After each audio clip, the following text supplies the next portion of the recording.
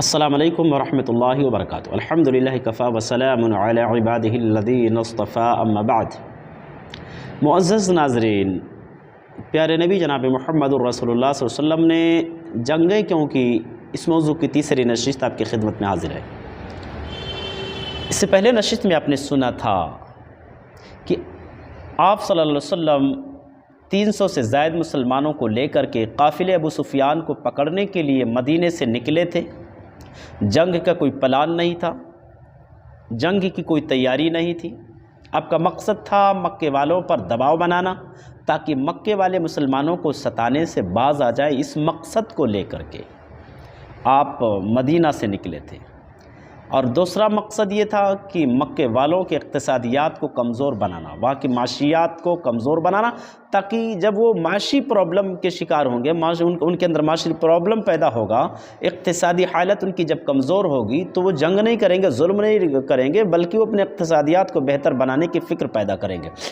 اس مقصد کے تحت آپ صلی اللہ علیہ وسلم 300 سے زائد مسلمانوں کو لے کر کے مدینے سے روانہ ہوئے، اور جنگ کا کوئی پلان نہیں تھا، جنگ کا کوئی ارادہ نہیں تھا۔ بڑے کشم پرسی کے عالم میں، بڑی غربت اور ناداری کے عالم میں مسلمان نکلے تھے، لیکن اچانک جنگ کی نوبت آ گئی، اور جنگ بھی ایک ایسے لشکر سے جو تعداد میں 3 گنا زیادہ ہوں، جن کے پاس سارے انتظامات ہوں، جن کے پاس ساری سہولتیں موجود ہوں، جن کے پاس بہادر لوگ اور جنگجو موجود ہوں، ایسے لشکر سے مسلمانوں کو مقابلہ کرنا تھا۔ اللہ کے نبی جناب محمد الرسول اللہ صلی اللہ علیہ وسلم ایسے قسم پرسی کی حالت میں جب آپ کو خبر ہوئی کہ دشمن کافی تعداد میں ہیں، صحابہ کرام رضوان اللہ علیہ مجمعین سے آپ صلی اللہ علیہ وسلم نے مشورہ لیا کہ میرے ساتھیوں کیا کیا جائے، دشمن ایک بڑی تعداد، بہت بڑا لشکر لے کر کے آیا ہے۔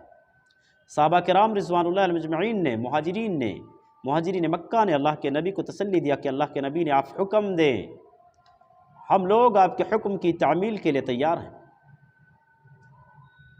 جو آپ کہیں گے اس پر ہم عمل کریں گے، انکار نہیں کریں گے۔ اللہ کے نبی نے دوسری مرتبہ بھی یہی کہا کہ مجھے مشورہ دو، کیا کیا جائے۔ دوسری مرتبہ بھی مہاجرین مکہ نے آپ کو تسلی دیا، تیسری مرتبہ بھی آپ نے یہی کہا کہ مجھے مشورہ دو۔ انصار مدینہ سمجھ گئے کہ شاید اللہ کے نبی ہم سے جواب چاہتے ہیں۔ رئیس الانصار سعد بن معاذ رضی اللہ تعالیٰ عنہ کھڑے ہوئے، کہنے لگے اللہ کے نبی، ہم قوم موسیٰ نہیں ہیں کہ ہم تعرض کریں گے اپنے نبی سے، ہم سوال کریں گے، نہیں، قوم موسیٰ نہیں ہیں کہ ہم یہ کہیں گے کہ تم اور تمہارا رب جاؤ اور لڑ کر کے آ جاؤ، یہ بیٹھ کر کے مشاہدہ کریں گے، نہیں، اللہ کے نبی آپ جو بھی حکم دیں گے اس پر ہم عمل کرنے کے لیے تیار ہیں۔ اگر آپ حکم دیں کہ پہاڑ سے کودی مار دو، سمندر کے اندر اپنے گھوڑے دوڑا دو، اللہ کی قسم ہم آپ کے حکم پر عمل کرنے کے لیے تیار ہے۔ ہم سوال نہیں کریں گے کہ محمد تم اس طرح سے ہمیں حکم کیوں دے رہے ہو، مشکلات میں اور مشقت میں کیوں ڈال رہے ہو۔